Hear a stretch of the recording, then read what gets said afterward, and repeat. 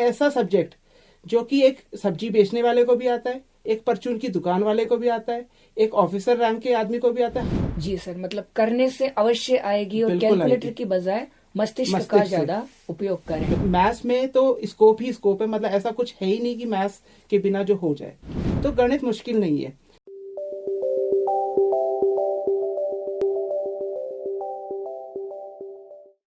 श्रोताओं, आज है 22 दिसंबर और आज हम मना रहे हैं गणित दिवस। तो आइए जानते हैं कि आखिर ये गणित दिवस किसकी याद में मनाया जाता है। श्रीनिवास रामानुजन अयंगर, जिनका जन्म हुआ था 22 दिसंबर 1987 को। ये आधुनिक भारत के महान गणितज्ञ थे और इन्हें आधुनिक भारत के महान गणित विचारकों में से एक गिना जाता है। इन्हीं ने बहुत से संख्या विश्लेषण क्षेत्र में अपने सिद्धांत को दिया और रामानुजन जी ने ही भारत को अतुलनीय गौरव प्राप्त करवाया गणित के क्षेत्र में। श्रोताओं, इन्हें कोई विशेष प्रशिक्षण प्राप्त नहीं था, किंतु इन्होंने अपनी मेहनत मशक्कत से ही गणित के क्षेत्र में अहम योगदान दिया और गणित को इतना रोचक बनाया और भारत को विश्व पटल पे नई पहचान दिलाई। नमस्कार, 91.2 NIVH हेलोडोन सुन रहे तमाम श्रोताओं का स्वागत है इस खास कार्यक्रम में। श्रोताओं, शिक्षा जीवन का सबसे उपयोगी हथियार है। शिक्षा के दम पे हम समस्त संसार को जीतने की काबिलियत रखते हैं, लेकिन शिक्षा में भी कई सब्जेक्ट होते हैं जो हमारे साथ जीवन के अलग अलग पहलुओं में जुड़े रहते हैं। कभी बदलते हैं तो कभी इन्हें हम खुद चुनते हैं। उन्हीं में से एक सब्जेक्ट होता है श्रोताओं गणित, जो हमारे जन्म के समय से लेकर हमारे जीवन के अंतिम समय तक हमारे साथ रहता है। कभी जन्म तिथि के रूप में, तो कभी वेतन के रूप में, कभी कारोबार का हिसाब करने के रूप में, तो कभी इकोनॉमिक्स वगैरह में भी हम इसका इकोनॉमिक्स तो इसी पे ही होता है। तो कई लोग गणित को अपना करियर चुन लेते हैं, तो कई लोग गणित से कतराते हैं। हमें गणित से कभी कतराना नहीं चाहिए। गणित हमारे लिए उपयोगी है, चाहे हम इसे पढ़ें या ना पढ़ें। तो इसी विषय पर बात करने के लिए आज हमारे साथ उपस्थित हैं गौरव सिंगल सर। इनके बारे में मैं आपको थोड़ा सा बताऊं तो सर ने एशियन स्कूल में भी काम किया है। वर्तमान में सर ब्राइटलेस स्कूल देहरादून में गणित के शिक्षक पद पर कार्यरत हैं और सर को 2019 में गणित के क्षेत्र में अहम योगदान हेतु उत्तराखंड रत्न अवार्ड से भी सम्मानित किया जा चुका है। सर ने अपने 12th में टॉपर किया था। DPS कॉलेज से सर ने शिक्षा ली है और इग्नू से BEd किया है। उसी के साथ सर ने बहुत से अवार्ड भी अपने नाम किए हैं। तो सर, हार्दिक स्वागत, अभिनंदन। थैंक यू सर, मेरा पहला प्रश्न आपसे यही है कि सर आपका गणित के प्रति इंटरेस्ट कब से हुआ? अगर मैं इंटरेस्ट की बात करूं तो शायद बचपन से, मतलब जब मैं बहुत छोटा था तो मुझे अच्छे से याद है कि मैं अपने दादाजी के साथ सब्जी लेने जाया करता था और वहीं से मेरा गणित के प्रति जो इंटरेस्ट शुरू हुआ वो वहीं से स्टार्ट हो गया। वाह सर, क्या बात है। कहते हैं ना कि गणित हर जगह पे होती है, हर जगह काम आती है। तो सर, कई लोग, मतलब ये एक अहम सच्चाई है, बहुत बड़ी सच्चाई है ये, कि हर किसी को गणित से एक फोबिया होता है। जो विशेषकर बच्चे जो होते हैं वो डरते हैं। कुछ ही बच्चे होते हैं जो गणित को चुन लेते हैं। तो सर, आप कुछ सजेस्ट करना चाहेंगे बच्चों को?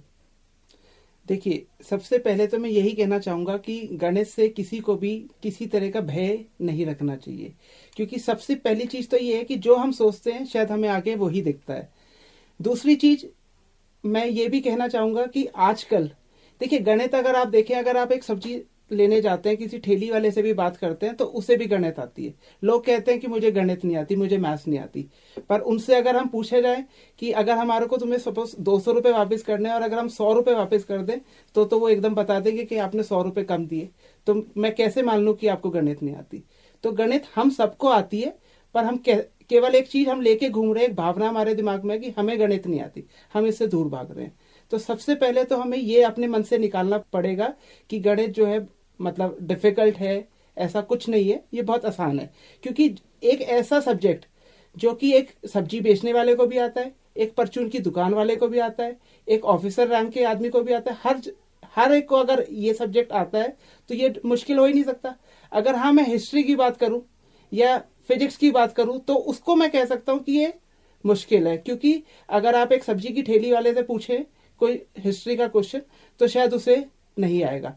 पर हाँ, उसको ये आता है कि मुझे अपनी सब्जी बेचनी है, इतने किलो मैं लाया, इस रेट से लाया, इतने का हिसाब बैठ रहा है, तो उसे तो गणित बहुत अच्छे से आती है। तो गणित मुश्किल नहीं है। दूसरा, देखिए, गणित को मुश्किल हमने खुद बनाया है। मतलब मुझे याद है, जैसे मैंने अभी स्टार्टिंग में बोला था कि मुझे जो इंटरेस्ट आया इस सब्जेक्ट में वो बचपन से आया। मैं अपने दादाजी के साथ जाता था, उनका एक ही काम था, पहले बहुत सस्ता था, 5 रुपए किलो अगर कोई चीज है, भले ही उन्होंने 1 किलो लेनी है, वो सीधे मुझे कहते थे कि मुझे 3 पाव लेनी है, मतलब 750 ग्राम लेनी है, तो ये कितने की होगी। तो मैं वहीं पे फटाफट से जोड़ घटाव करता था, मैं निकालता था कि ये 3 रुपए 75 पैसे की हुई। अब उन्होंने उसके बाद मुझे पूछना है कि अब मैंने इसको 50 रुपए दिए तो ये मुझे कितने वापस करेगा। तो ऐसे मैंने मैथ सीखी है। तो अगर हम भी अपने बच्चों में इसी तरह से आदत डालें तो शायद आधी मैथ तो हम उनको वैसे ही सिखा देंगे। अब होता क्या है ना, तो ऐसा हम करते हैं, हम भी जाते हैं, अगर सपोज कोई सब्जी है भी 30 रुपए किलो, तो पहली बात तो सब्जी वाला ही कहेगा अगर मुझे आधा किलो चाहिए, वो खुद कहेगा कि आप 20 रुपए की ले लो। और वो नहीं कहेगा तो हम खुद ही कह देंगे तुम 20 रुपए की दे दो, या 30 रुपए की दे दो, या 50 रुपए की दे दो। तो मैथ्स को तो हम खुद ही खो रहे हैं और उससे दूर हम खुद भाग रहे हैं। तो अगर हमें कुछ चीज सीखनी है तो हमें उसकी तरफ जाना पड़ेगा, ना कि उससे दूर भागना पड़ेगा। बिल्कुल सर, आपने बिल्कुल सही कहा कि मैथ्स एक ऐसा सब्जेक्ट है जो सबको आता ही है, लेकिन आज के युग में कई लोग कैलकुलेटर का यूज करते हैं, तो उसकी बजाय हमें मस्तिष्क का यूज करना चाहिए। तो सर, जो व्यक्ति गणित के क्षेत्र में अपने करियर को तराशता है, तो आफ्टर 10th उसके पास क्या ऑप्शन रहते हैं सर? देखिए, 2 तरीके से हम जा सकते हैं। जनरली जो लोग पसंद करते हैं वो यही होता है कि 10th के बाद फिजिक्स, केमिस्ट्री एंड मैथ्स हमें ऑप्ट करना चाहिए, और 12th तक पीसीएम करने के बाद उसके बाद आप ग्रेजुएशन में आप चाहे पीसीएम से करिए, आजकल मैथ्स ऑनर्स भी होता है, ठीक है, और उसके बाद आप पोस्ट ग्रेजुएशन करके आप उसमें आ सकते हैं। जी सर, यानी कि गणित के क्षेत्र में भविष्य सुनहरा है। सर, कोई एक छात्र है, वो एक सवाल को 2 से 3 बार समझने की कोशिश कर रहा है, उसे समझ में नहीं आता है, तो अमूमन 3 से 4 बार प्रयास करने के बाद वो हार मान लेता है। ऐसे छात्रों के लिए सर आप कुछ कहना चाहेंगे? देखिए, पहली बात तो हमें ये देखना होगा कि उसे वो एक ऐसा जो एक सवाल जो 2-3 बार में भी नहीं आ रहा है, वो एक ही सवाल ऐसा है या ऐसे बहुत सारे सवाल ऐसे हैं जो उसे नहीं आ रहे। अगर एक ही सवाल ऐसा है तो वो कोई प्रॉब्लम नहीं है, उसको हम कोई बात नहीं, 2 बार में नहीं आया, 3 बार में नहीं आया, हो सकता है अगर हम उस दिन नहीं आ रहा उसको 1-2 दिन बाद उसको दोबारा करा के देखें तो शायद आ जाए। पर हाँ, उस तरह के अगर सिर्फ कोई भी सवाल नहीं आ रहा है तो इसका मतलब उसे वो चैप्टर ही समझ नहीं आया। तो हमारी पहली कोशिश ये होनी चाहिए कि उसको सवाल ना समझा के उसे चैप्टर समझाया जाए, उसे वो टॉपिक समझाया जाए कि वहां पे प्रॉब्लम कहाँ पे है। तो अगर उसे टॉपिक ही समझ नहीं आया तो सवाल शायद समझ ना आए। तो अगर हम उसके लिए दोबारा से वही टॉपिक दोबारा रिपीट करें तो शायद उसे सवाल समझ आ जाए। जी सर, मतलब कहने का तात्पर्य यही है कि अभ्यास करने से जरूर एक न एक दिन सवाल आ जाएगा। बिल्कुल। तो सर, आप कोई हमारे 91.2 NIVH हेलोदून के माध्यम से श्रोताओं को कोई मैसेज देना चाहेंगे? जी बिल्कुल। मैं आजकल देख रहा हूँ ज्यादातर बच्चे मैथ्स में अच्छे से परफॉर्म नहीं कर पा रहे हैं, और ज्यादातर सबका एक ही पूछा जाए तो सबका एक ही आंसर है कि 2 साल कोरोना की वजह से ऐसा नहीं हुआ। पर मैं एक चीज पूछना चाहता हूँ कि कोरोना में और क्या नहीं हुआ। ठीक है, मैं मानता हूँ कि बहुत सारी फैमिलीज हैं जिन्होंने सफर किया है इस दौर में, ठीक है, वो अगर हम साइड रखें तो अदरवाइज अगर हम देखें तो मतलब हमने कोरोना में क्या नहीं करा, हमने शायद वो भी किया है जो हम पहले नहीं करते थे। हमारे पास बहुत टाइम था, हम खेले भी, मस्ती भी करी, हमने खाना भी खाया। और मतलब अगर हमें कहने को कोरोना चल रहा है, पर अगर हमारा मन था कि हमें पिज्जा खाना है और हमें पता लग गया कि कहीं मिल रहा है तो हम वो भी लेके आए। तो ऐसा कुछ नहीं है। दूसरी बात, हमने जो मतलब मैथ्स से हम दूर भागे, वो कैसे भागे कि ऑनलाइन क्लासेस चल रही है, हमारे पास कैलकुलेटर हाथ में है, लैपटॉप हाथ में है, तो हमने जो भी हमें कैलकुलेशन करनी थी वो भी उससे करी। तो मैथ्स को हमने अपने से दूर हटाया है। तो मैं यही कहना चाहूंगा कि आपको मैथ्स के प्रति लगाव लगाना है, और आप अगर करेंगे तो ऐसा नहीं है कि मैथ्स नहीं होगी। जी सर, मतलब करने से अवश्य आएगी, और बिल्कुल कैलकुलेटर आएगी। की बजाय मस्तिष्क का मस्तिष्क से। ज्यादा उपयोग करें। बिल्कुल करें। सर, इसमें जो भविष्य तराशते हैं उनके लिए सर जॉब के बेसिस पे कौन कौन से मौके बनते हैं?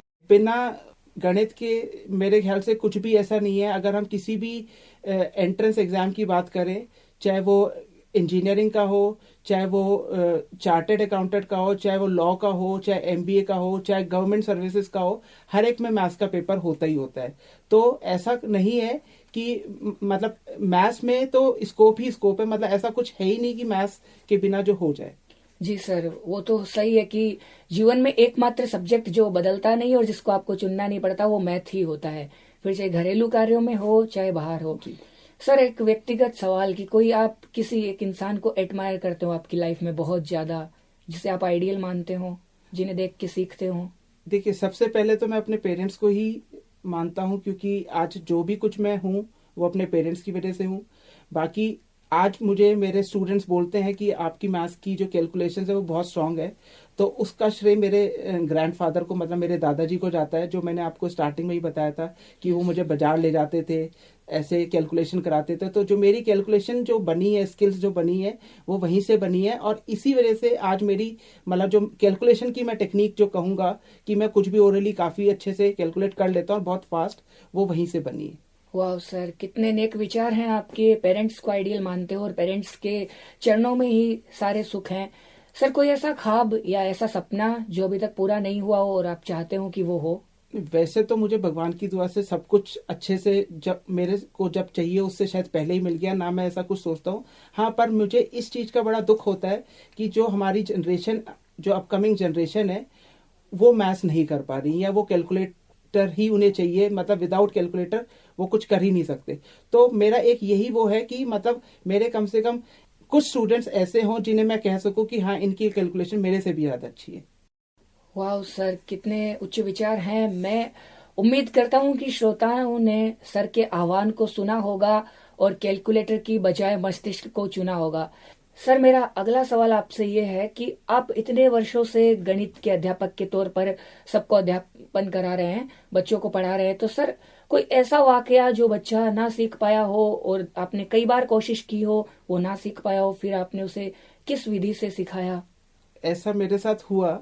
एक मेरे पास एक 10th में स्टूडेंट आया था, और वो आया था मेरे पास जनवरी में, और उसका वो मतलब कुछ भी नहीं करता था, जो वो करता भी था तो वो एक लाइन खींच के पूरा उसको पेज को काट देता था। तो मुझे, और वो एक्चुअली किसी ऐसे व्यक्ति ने मेरे पास भेजा जो मुझे लगा, जिनको मैं शायद मना नहीं कर पा रहा था। तो मुझे लगा कि इसको मैं कैसे कराऊं, क्योंकि 2 महीने बाद बोर्ड के एग्जाम थे, और टेंशन मुझे भी थी कि इसको मैं किस तरह से कराऊं। बस हालांकि पेरेंट्स का केवल इतना मानना था कि बस किसी तरह पास हो जाए, बट खाली पास हमें नहीं संतुष्टि होती कि खाली बच्चे को पास ही कराना है। तो उसके लिए मैं बड़ा परेशान था उसको, क्योंकि मैं आज जो टॉपिक करा के भेजा, कल देखा तो वो दोबारा बिल्कुल जीरो। तो मतलब मैं एक दो टॉपिक से आगे बढ़ ही नहीं पा रहा था। तो एक उसी टाइम पे मेरे एक अच्छे से एक परिचित मेरे एक डॉक्टर थे, मतलब मैं कहूँ तो कि बहुत अच्छे न्यूरोलॉजिस्ट हैं।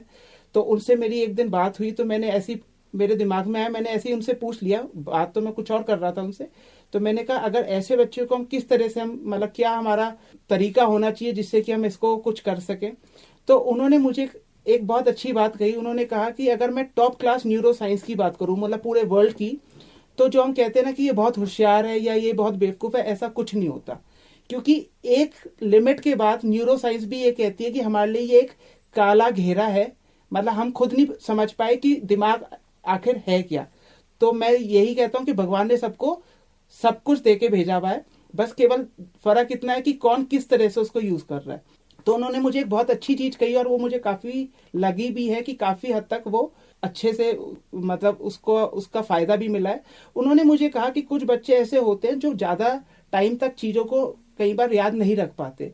तो उनके लिए हम ये कर सकते हैं कि जैसे हमने उनको एक टॉपिक पढ़ाया और उसके बाद दूसरा पढ़ाया, तो हम 3-4 दिन बाद वो पहला टॉपिक जो हमने उसको पढ़ाया था उसको दोबारा करा दें थोड़ा सा, फिर उसके 1 हफ्ते बाद या 10 दिन बाद हल्का सा दोबारा रिवाइज करा दें।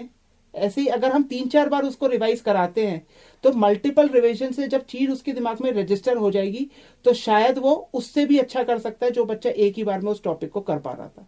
और ऐसा हुआ भी है। वाह सर, क्या बात है। सर, गणित पढ़ने और पढ़ाने के अलावा आपके कोई और शौक? मुझे एक्चुअली टीवी देखने का ज़्यादा शौक नहीं है, तो मैं घर में बैठना कम पसंद करता हूँ। मुझे घूमने का बहुत शौक है, और अभी 2 साल से मैं थोड़ा सा रुका हुआ हूँ, अदरवाइज मैं 22 स्टेट घूम चुका हूँ। मतलब मुझे इंडिया घूमने का ज़्यादा शौक है, बाहर तो मेरा इतना मन नहीं है, मतलब ऑप्शंस थे मेरे पास जाने के, पर मैं गया नहीं। पर मुझे अपने देश में घूमने का बड़ा शौक है, तो मैं 22 स्टेट घूम भी चुका हूँ। वाह सर, कितनी अच्छी बात है ना कि पहले अपने देश को घूम लो, बाहर तो फिर घूमना ही है। तो सर मेरा अगला सवाल आपसे ये है कि बाकी जो स्टेट बचे हैं उनमें आप कब जाना चाहेंगे? जैसे ही मुझे मौका मिलेगा मैं जरूर होके आऊंगा। सर आप इतने स्टेट घूमे, इनमें सबसे आकर्षक आपको कौन सा स्टेट लगा जहां जाकर आपका मन तृप्त हो गया हो? देखिए, वैसे तो कहीं भी आप जाइए तो उसके बाद वहां पे 3-4 दिन बाद घूमने के बाद लगता है कि अपना घर ही सबसे अच्छा है। तो क्योंकि घर का खाना वो होता ही है सबसे अच्छा। Yes. बट वैसे मैं जहां जहां भी गया तो मैंने देखा कि एक तो कश्मीर, हमारे यहाँ मैं कश्मीर से कन्याकुमारी पूरा इधर घुमा हूँ, तो कश्मीर हमारे यहाँ वाकई में जन्नत है, स्वर्ग है। और दूसरा मुझे केरला भी बहुत अच्छा लगा। वाह सर, सर ने धरती के स्वर्ग का भी भ्रमण किया है और केरला का भी। सर आपने बच्चों के अंदर गणित के प्रति जो फोबिया है उसको दूर करने का प्रयास किया, और जो हमारे यूं कहें कि गणित के प्रति जो रुचि खो सी गई थी उसे फिर से जगाने का प्रयास किया। सर बेहद बेहद शुक्रिया सर, आप यहाँ आए और आपने इतना अपना बहुमूल्य समय दिया। उम्मीद करते हैं सर कि आपसे भविष्य में भी हमें मार्गदर्शन मिलता रहेगा। बहुत बहुत धन्यवाद सर। वेलकम। शुक्रिया सर। वेलकम।